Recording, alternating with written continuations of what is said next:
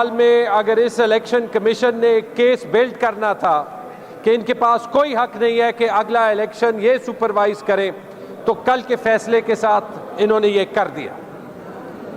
जनाब स्पीकर, ये फैसला और जो पाकिस्तान में हो रहा है ये इतना अजीब है, ये इतना अजीब है कि पाकिस्तान के लोग सोच रहे होंगे कि हम किस किस्म के मुल्क में रहते हैं, किस किस्म के मुल्क में रहते हैं जहां पे एक बंदा जिस पे 16 अरब रुपए के मनी लॉन्ड्रिंग के इल्जामात हो और वो इल्जामात ना हो।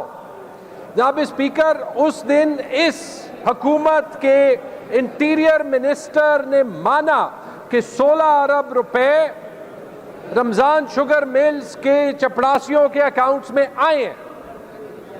उन्होंने कहा यह मनी लॉन्ड्रिंग नहीं है। तो उनसे एंकर ने पूछा कि मतलब कि अगर मनी लॉन्ड्रिंग नहीं है तो यह टैक्स फ्रॉड है। तो उन्होंने कहा जनाब स्पीकर, यह टैक्स फ्रॉड नहीं, यह टैक्स मैनेजमेंट है। 16 अरब की चोरी हो गई टैक्स मैनेजमेंट, और चोरी करने वाला पहुंच गया प्राइम मिनिस्टर हाउस में। जनाब स्पीकर, इसी तरह आप देख लें कि जो एक कॉन्विक्ट है, जी वही चोर जो एवनफील्ड अपार्टमेंट्स में बैठा है, चोर है, सारा वही कॉन्विक्ट जो एवनफील्ड अपार्टमेंट्स में बैठा है, सारा चोर है। एवनफील्ड अपार्टमेंट्स में सारी चोरी ये बाइज्जत बरी हो जाते हैं, उसी एवनफील्ड अपार्टमेंट में जिसमें वो उस वक्त बैठे हुए हो, उसी एवनफील्ड अपार्टमेंट्स में बैठे हुए हैं और बरी हो जाते हैं। और वो बंदा जो इनकी करप्शन की निशानदेही करता है, उसको एक साजिश के तहत निकाला जाता है और उसको फिर इलेक्शन कमीशन नाअहल करती है।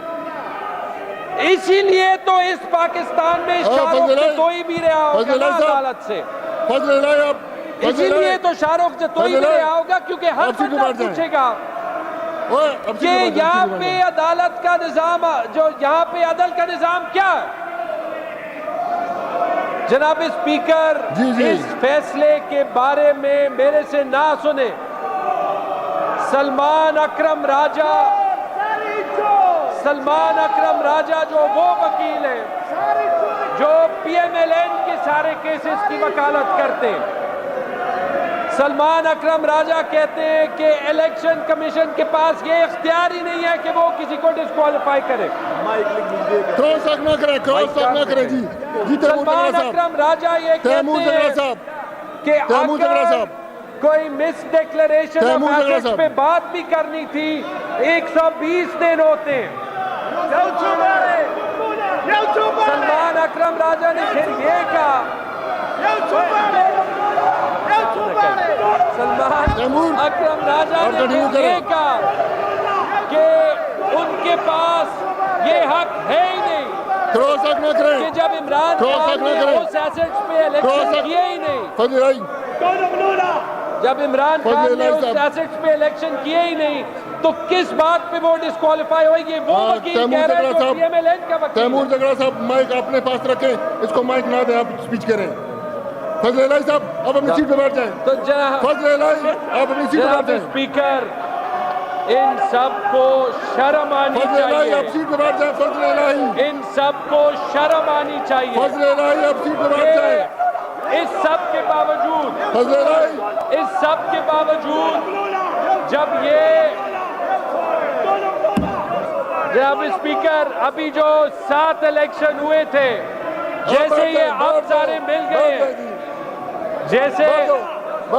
जैसे ये अब सारे मिल गए हैं, उस इलेक्शन पे भी मिल गए थे, और उसके बावजूद ये सारे पेशावर में, चारसद्दा में, बरदान में 13 की 13 पार्टियां क्लीन स्वीप हो गई हैं इमरान खान से।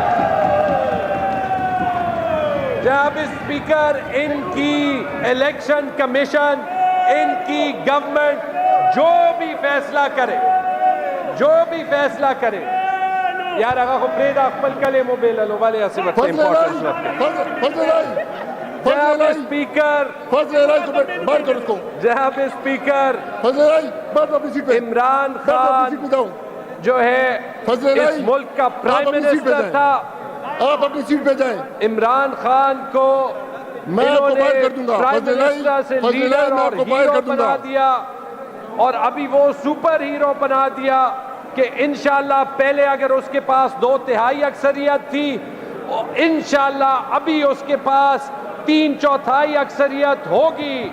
और फिर ये जो 10-15 लोग यहाँ पे खड़े हैं, पता नहीं ये उस वक्त क्या करेंगे। बहुत बहुत शुक्रिया। जनाब सरदार खान साहब।